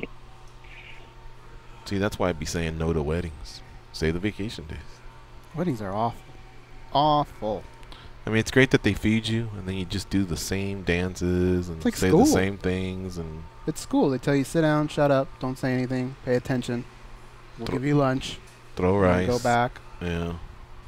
Joining us now on the hotline is Marlon Vera, another winner at this past weekend's UFC on Fox 25 card out in Long Island, New York. He defeated Brian Kelleher 2 minutes 18 seconds into the first round via submission, slick armbar. Good work by Marlon Vera. How you doing, Marlon? Congratulations on your win. Welcome back to MMA Junkie Radio. How are you? Thank you so much for having me today. And yeah, happy, healthy, and all the hard work we have been doing in the gym is paying off. Yeah, you're having a nice 2017. You gonna try and squeeze another fight in before the year's over? Maybe two? I told you this right now. I got time for two more, but if I get one, it's going to be beautiful. Yeah. Who do you want to fight? Well, there's a lot of guys, I'm not very picky. Like, I don't know, people get overthinking about, I want a top guy. So if a guy is in the UFC and is winning fights, that's a tough guy. So I'm not really picky. I asked for the winner of the Mayweather Rivera fight, but Rivera is pretty close to the top five, or he is in the top five. So I won't put pressure on that because he's more close to fight for a title than fight against me, even if we were supposed to fight. But if he's not that, I can also take this guy from Europe. He called me out, Brett Jones. Oh, that'd be a good fight. Yeah, and he called me out, like literally, like he told me in my face, I want to fight you. So I was like, okay, you want to fight me? Let's do it. I tell him let's do it right now. But I like that one, man. But I was like, okay, yeah, I'm not very picky. I take anything you gave me. If it's a fight, I take it. He actually wanted to fight you then and there. He was getting in your face. Yeah, and look, this is exactly what happened. After I fought Pickett, we were in the hotel, taking some beers and, chilling a little bit. So I went to him, and I don't know him at all. I just went to him, I was like, hey, man, I'm really sorry about what happened in your fight. You don't get the chance to fight, and I wish you get something in the future, best of wishes. I just came, I was so happy, so I was spreading my good energy to some guy that he was down that night because his opponent gets sick or whatever, Right. And literally after I told him that, he was like, oh, thank you. But you know what? I would like to fight you. And I was like, in my head, I was like, bitch, I'm giving you some love and you're calling her right now in my face. Uh-huh. So, he's not my friend. He can call me out. I got nothing against that. I love if he call me out because make things easy for my manager, Uh-huh. He's like, oh, he wants to fight Chito, so make this fight happen. Makes sense, right? Because I told this all the time. I fight anybody, anytime. I got no problem with that. If my cardio is good, if I'm in the gym, just call me. I won't say no. So he called me in my face right after I was just giving him support because I feel bad to what happened to him. I will cry like a little girl if my opponent gets sick the day of the fight, So much feelings, you're nervous, you have the adrenaline on, and that happened, I'm pretty sure he was feeling bad. And he was like, okay, thank you, but, I would like to fight you. So I was like, okay. I was just making a little bit of fun. Also, I got some beers on my head, so I was like, okay, let's fight right now. And then, I just left. And then my coach was like literally in the next table, and I was like, hey, coach, you can't believe this guy just called me out after I give him some love. But we were like laughing. We were like, that's fucking crazy. And I think he was looking at me or one of his friends, and he literally went to the meet and he was like, oh, Chito Vera was talking shit about me on my back, and I was there right after we were talking, and I was like, okay, you're not a bad guy for calling me out after that. You're a pussy for switch all the things in media. So I was like, okay. So a couple after the Pickett fight, I tell the media he want to fight me. Let's fight. But he make it look like I'm calling him now. I'm like, I'm not calling you out. I don't care about you. Like, I fought anybody. I just want to fight. So let's do it. But then he fought. Then I get this fight, and then he was supposed to fight Michigan Neon. Then Michigan Neon get hurt, and then all the things that happened. He fought one of my buddies, and he won by decision. But he's nothing like impress me at all. It's not like a guy's like, oh, it's badass. He still can beating me. You can beat anybody at this level. But I'm like, okay, if you want to fight, let's do the fight. But I say this after my fight. If I don't get Rivera, okay, the guy is pretty high rank. Okay, I can wait for that. I can hear my own things. I feel we should fight because we were supposed to fight and he pulled out because he was saying he's too much. But it's okay. I don't live thinking of what happened before.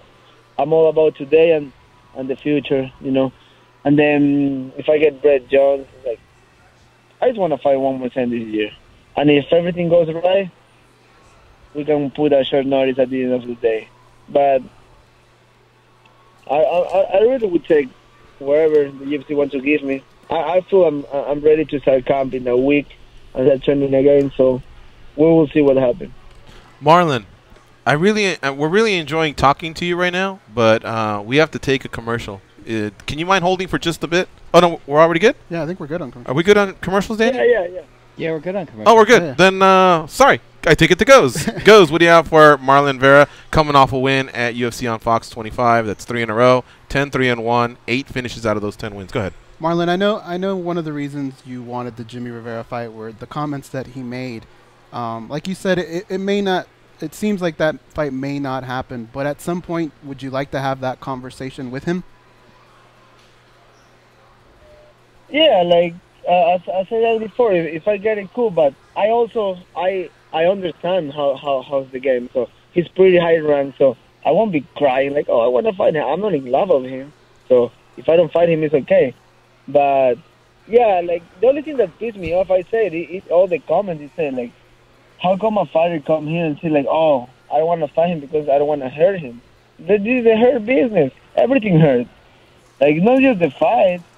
How all the sacrifices you make for 15 minutes of fight, that hurts. Like, be in the gym 24/7 for 15 minutes, that's what hurts. Be in the gym your whole life for fight 3 times a year, that hurts. But this is a business. I picked this job. Nobody forced me. I love this. So it's just what he say. Like, I don't get it. Like, I feel irrespect by what he says. Like, come on, bro. Like, you won't hurt me. Like, I was 100% sure I can beat him. The same way fighters from Hawaii are trying to get a card to go to Hawaii. What about you and the rest of the South Americans? Like, I think a card in Peru and Ecuador where you can get a lot of support somewhere there. Have you been able to speak to the bosses about getting fights there sooner than later? No, we don't talk with them yet. But yeah, I would love to headline a card in Ecuador. Like, that's going to be awesome, and I'm pretty sure it's going to be a packed house. Like, I will sell the tickets for that. But at the same time, there's like, I gotta accept that and be honest with myself. There's bigger country. There's Chile and Argentina that probably could be a bigger show. But even that's close to my hometown. Like, if we see Ecuadorian flags in the crowd in New York, you will see a lot of Ecuadorian flags in any single country from South America, and that's like a dream. I already fought in Mexico, but Mexico, it's all about the Mexicans. The other countries probably have more like Ecuadorians, more immigrants, so it's going to be pretty fun. And also, it's closer to Ecuador, all these other countries than Mexico. Marlon, usually when there's a slick submission, then I believe they should go submission of the night, KO of the night, and then fight of the night. Now they call them performance of the night. I realize that, but I thought your submission was eligible for highly eligible for for a bonus, and I want to get your thoughts on that. But hang on one second. I'm going to do a soft exit here because our show is coming up here towards the very end, but I want to get your full answer. I don't want to cut you off or anything like that. So just hang tight for a few seconds, and then I'm going to let you answer in regards to that. Folks, SiriusXM audience, thank you very much for listening. We had Eryk Anders on early, and then we're talking to Marlon Vera right now. And, of course, if you missed any of it, the show will be available for you on the SiriusXM app. And, of course, catch us on Facebook, YouTube, SoundCloud, iTunes. The latter four being where you can catch the overtimes that you hear from time to time. So we're going to do a soft exit here. We're going to come back in about 30 seconds, and we'll get Marlon Vera's answer to this question and a couple more that we have during the MMA Junkie Radio overtime. So thanks for listening, everybody, and we'll be right back in about 25 seconds or so. Stay close. Flashing and the one-armed bandits crashing, all those hopes down the drain. Fever, Las Vegas turning day into nighttime, turning night into daytime. If you see it once, you'll never be the same again. I'm gonna keep on the run, I'm gonna have me some fun. It cost me my very last dime. If I wind up broke, well, I'll always remember that I had a swing in time. I'm gonna give it everything I've got. Guys are clear for overtime. All right. So, Marlon, I wanted to give you the appropriate amount of time. You know, I really thought you were going to get a submission. There wasn't any other I mean, they had the arm triangle choke by Chris Weidman. I guess that one could have been eligible. But what'd you think of that? Were you surprised? Yeah, well, when I saw the fight again, like, you know, the highlights, it was a pretty, you know, like, detailed submission, you know. Looking from the jiu-jitsu, with jiu-jitsu eyes, it was like a beautiful transition from stand-up to the ground and how I get it. But I would say this, Cabo Oliveira, that was a 50K punch in the chin. I got that. And then the Junior Albini, it was a pretty sick knockout. I feel, you know, I can get it. Like, yeah, probably. And then, but also when I read Junior Albini, like, how to say that, his history, right. You know, like $100 a month. Her daughter were playing with empty subs bottles. I forget about absolutely myself, and I was like, fuck yeah, I'm happy for that guy, even if I don't know him. Yeah. Just because the love you have for your kids, and I cannot explain you how happy I feel in my heart when I hear he get the bonus and I hear his history. I was like, fuck yeah, congrats, man. Like people like that is the one that you gotta give him some applause in life. And also, it's kind of similar with me. I was from Ecuador. I came out of my comfort zone, and even if I was like, oh, probably get the bonuses, I was like, you know what? In this life, you gotta be open like that and feel happy for other people too, because it's not about you. The world is too big for being about you, you know. Right. And, you know, next time, I'm not a guy that pull these type of things once in a while. I'm a guy that every single fight is fun to watch, and I always pull things like. I love when my friends tell me like, hey, you are those type of guys, and you pull things out of your pocket like, oh shit, how you did that?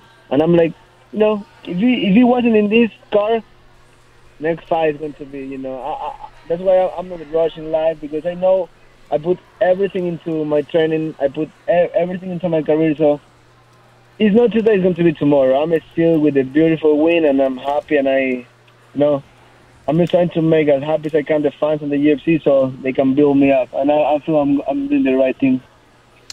That's incredible. I mean, that's a great answer, honestly. It just goes to show you what type of person you are for you to be happy to someone else. I will say this. I had read a lot of people thinking Kelleher might submit you. You know, he was coming off that submission against Yuri Alcantara. He's finished 8 of his fights via submission. So I can appreciate when I see a submission over another top submission guy. If the KOs are great, then I think they should award the KOs and not have a fight of the night. I mean, the good Dos Santos fight was good. It was a great fight. It was a great fight, I suppose, but I don't know. the finishes score so much for me. But regardless, with what Marlon just said, I'll back off. You know, if he's good with it, then I guess the rest of us will be good with it. But that's tremendous maturity, and it shows a great big heart that you have to say something like that, to be happy for someone else like that. I commend you for that. Yeah, of course. And yeah, a lot of people was like, hey, watch out with his ground, blah, blah. And I was like, yeah, like I don't have to be scared of his ground. I got to watch out of both of his hands, both of his elbows, both of his legs, both of his knees. And then I got to watch out his ground too. Like people, sometimes I feel fighters shed their bed when they're overthinking about somebody's best team. And it's like, bro, like I'm a jiu-jitsu black belt. On my last fight, I head kick somebody. And then this fight, I submit somebody. So it's like, you got to watch out every single team. Because if you don't do that, that's what happened to you. Exactly what Keller did to Luis Alcantara. I'm sure that Alcantara was a little bit, like, overconfident in this fight. Because he's not like that. He gets submit probably because he was taking easy this. And you saw before, Rockhold Bisping, when you take easy the fight, this is a fight game. Something's going to happen to you if you are not awake in that day. So that's why I train hard every single aspect in MMA. And when I'm fighting, I'm like, I'm not giving you a chance. If you beat me, you know, shit happens. But I won't lose because I wasn't focused or I wasn't well prepared. I like this guy. I want to get Marlon in the studio. Yeah, I like this guy, man. Marlon Vera is who we're talking to, folks, coming off a win at UFC on Fox 25 in Long Island, New York. He defeated Brian Kelleher via slick armbar submission. The whole transition from when they were on the feet all the way to the ground, really high-level stuff. Talking about Brett Johns as the next opponent. I know we're going back a little bit, but that story you told, thank you for sharing it. And I'll tell you what, he's undefeated, and a lot of people think highly of him, so I like that matchup. You're right. I think Rivera either gets Cruz or maybe gets someone else, but the Johns matchup is just about right for you. He's undefeated. He's got some wins in the UFC. You've won 3 in a row now in the UFC, so hopefully that one happens. Do you have a preference where you fight your next fight, by the way? Does that matter to you much? After I went to Australia and London, I feel there's no longer flight than that. So I'm not worried about the world. Because with the Australia fight, it was the first time in my life I sit my ass in a plane for so much time, and I was literally almost dying in that plane because I was like, God, please put some speed in this airplane. After that, I get used to it, and that don't scare me anymore. Mm-hmm. But I would love to fight in Vegas. You know, that's like the capital. That's like big deal for me. You know, I would like to be in those big cars. Just not because I want to be more promoted or I want more viewers. Just because I'm a big fan of the sport, and I'm literally watching every single UFC season, number 1 to the main event. Right. So I would just like to be surrounded with some big names and, you know, be happy. Because people sometimes like, I want to fight big cars because I want people to watch. And it's like, dude, you can fight the smallest car of the year. If you make a great performance, it's going to get viral. It's going to get all around the YouTube and the social media. So it's not about where you fight or who you fight. It's about what you do. So I'm doing great. I'm in a great team with great coaches today, and they're doing a really good job because you can see that in the cage. I'll tell you what, there's a UFC card coming. It's in October. It's like October 7th or something like that. 2 of them, huh? And I don't know if that's too quick for you, but it's about 10 or 11 weeks away, and that wouldn't be that long of a flight, and it's in the fight capital of the world. So what do you think? Brett Johns versus Marlon Vera, UFC 216, October 2017 in Las Vegas. Are you in? Dude, I signed the contract before you say this. That's fine. One last thing here. When you were on that plane to Melbourne in Australia, in Espanol, what were you saying? Were you saying something like, Carajo, ¿cuándo van a aterrizar esta madre? Were you getting upset like that at some point? Was it more fear or frustration or anger? I was a little bit of feeling of everything. I was like, Dios, por favor, aterriza esta mierda, que estoy harto de estar. You speak Mexican, so I switch it to the Ecuadorian transition. Yeah, I said carajo like my Peruvian mother, but I think I said madre like how they say in Mexico, where my dad's family's from. So I did a little bit of comboing there just in case. Yeah, you make everything, man. You make a mix. That's funny. All right. Lastly, would you like to plug anything, including, please, the GoFundMe that you have for your daughter, or anything else that you'd like to say here as we close the interview? Please go ahead, Marlon. The stage is all yours. Well, for the people who want to support, the GoFundMe link is in my Instagram bio. It's Chito Vera UFC, my social media, and then just I'm thankful with you guys for giving me time to the people to know me, to spread my name over there, and just that. I will go back to the hard work next week. They give me a 7 days layoff, so I will teach classes this week and just relax a little bit, and I'll be ready for what's next. Yes, folks, check out the GoFundMe. I saw the link through Twitter. Almost $18,000 raised of a $50,000 goal. The explanations are there. Marlon and his daughter, in English and in Spanish. So please check it out. Marlon, this has been a great interview. Thanks for staying a little bit extra here as we go into overtime. We appreciate it. Good luck with everything. Enjoy your time off. But congratulations on your win at UFC on Fox 25, and hopefully we get to see you versus Brett Johns in Las Vegas, UFC 216. I think you guys deserve that. Thank you, guys. I really appreciate that, and I would take any fight. I was just waiting for that patiently, and I would just do the most important thing. Get ready before talk. There you go. All right, Marlon. Take care. Cuídate. You okay? You too, guys. Bye. All right. See ya. Want to thank Ed Cap for those back-to-back interviews. Eryk Anders and Marlon Vera. Ed Cap could very well be my #1 ranked PR guy right now. I want to thank Ed Cap for putting Marlon in our studio in a couple weeks, hopefully. Yeah. We got to get him to co-host the show, dude. That guy was awesome. Oh, dude, he was making me laugh. The funniest. I mean, what did we just say earlier about the word bitch? Yeah. Right? And, obviously you all know. A dork is a whale's dick.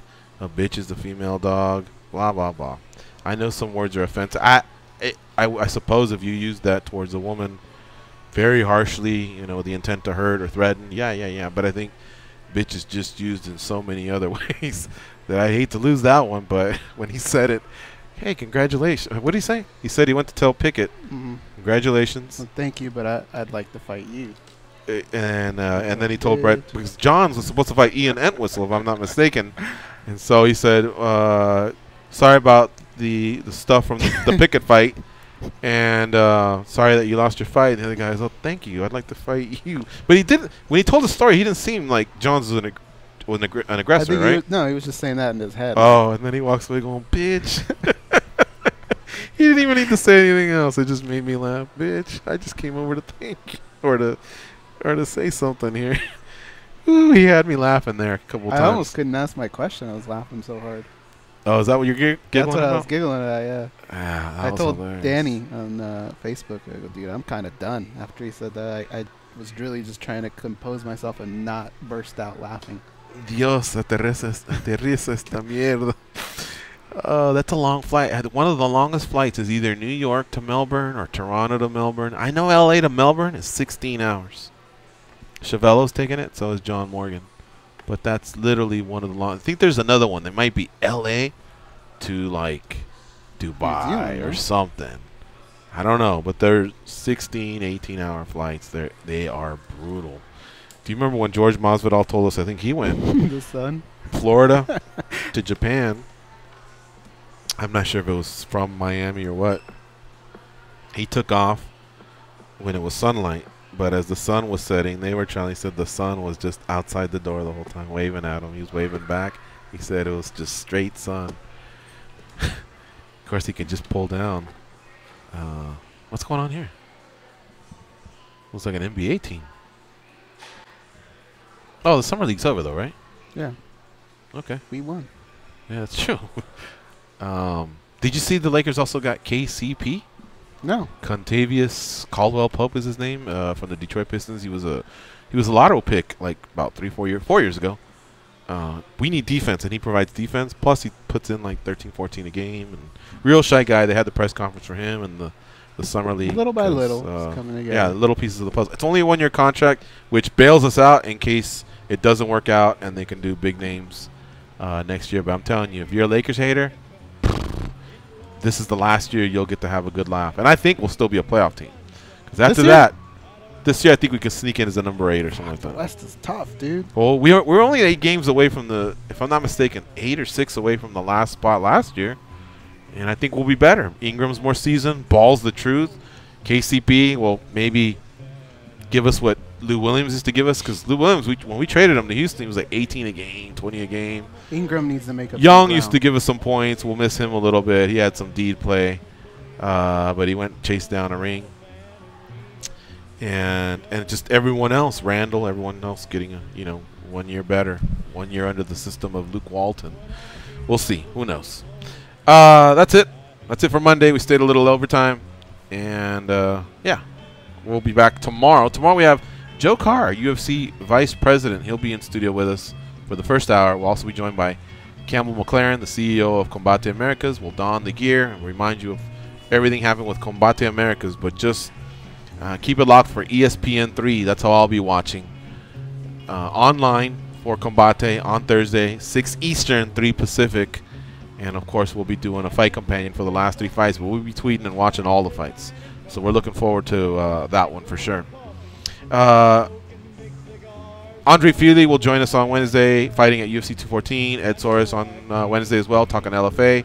And Daniel Cormier joining us on Thursday, 2 days before the biggest fight of his career. All right, folks, so that's good enough for today. Shout out to Danny, of course, for staying OT. Goes, you did a great job. I took it to another level. I was fantastic, so I need a shout out as well. I'm going to shout out myself. We're out of here, folks. Go out there and be champions.